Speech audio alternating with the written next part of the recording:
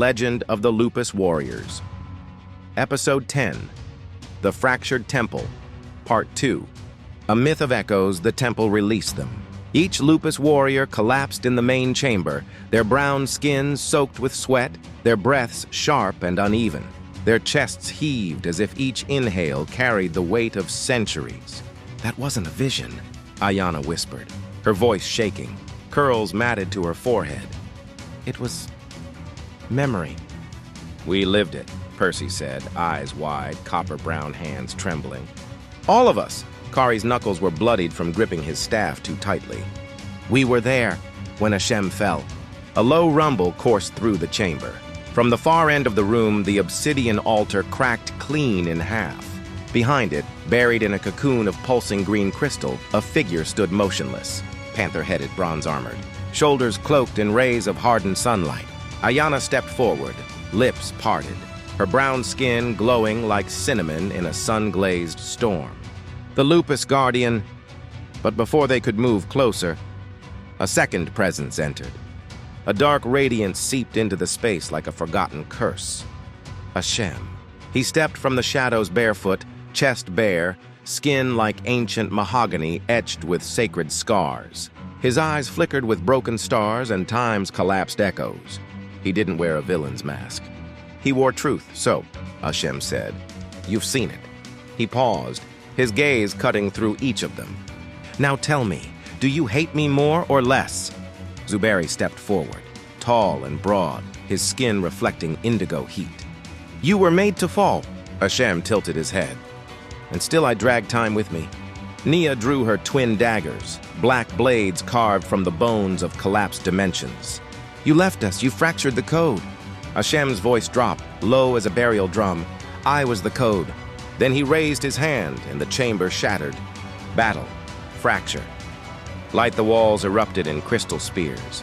Urijah slammed both obsidian fists into the temple floor, summoning a dome of vibrating earth energy. It deflected the shards in rhythmic pulses, matching the frequency of the Lupus drum. Percy and Kari leapt forward, staffs spinning with ancestral light, white fire drawn from the mouths of comets. Ayana's eyes glowed with ancient numerals. She traced glyphs mid-air, her fingers painting in golden script, hurling bolts of encoded memory into the fray. But Ashem, he moved like fractured time incarnate. Too fast, too elegant, too sad. He caught Percy's staff with one hand and held it breathlessly. "You think I'm here to kill you?" He pushed the staff aside. "I'm here to prepare you."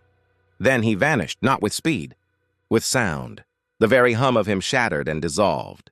Behind them, the Lupus Guardians stirred. The awakening cracks spidered across the green crystal cocoon. The chamber swelled with vibration like breath. One final pulse. Then light burst outward in sacred explosion. The being emerged, tall as a forgotten monument, skin the shade of Black Panther fur, shimmering with starlight. Eyes of galaxies, voice like carved thunder. "I am Osei, Lupus of the Forgotten," he rumbled. "Long have I slept beneath the womb of earth. I dreamed of fire, of betrayal, of separation." Urijah stepped forward, his voice steady. "We've seen Ashem's fall. We know he was made to fracture the code." Osei nodded, his feline eyes closing in pain. "Then you've seen the truth few dare remember." "What do we do with it?" Zuberi asked, his dark skin shining with divine heat. A long silence. "We find balance," Zuberi continued. "We reclaim the frequency. We hold both shadow and sun." Osei extended his clawed hand and placed it over Urijah's heart. Flash golden light erupted. Not just visions, remembrance. Osei's voice echoed. "You are now bound to the echo circuit. Where one falls, the others rise. Where one breaks, the others remember. Ashem is no longer alone." Far from the temple, beneath a crescent moon, Ashem stood alone atop the moundlands. The wind tugged at the edges of his spirit. He opened his palm and stared at it, scarred, calloused, trembling. Not with rage, with grief. "They saw me," he whispered to the stars. "And they didn't turn away." A single tear fell. The first in 1,000 years. But behind him, a shadow peeled from the darkness. Older than Lupus, older than Ashem. Its body was cloaked in decay, wrapped in dimensional silence. It hissed low and cruel. Don't get soft now. Ashem didn't turn. His voice was quiet. I'm not soft. He clenched his fist. I'm remembering who I am. Till next time, warriors.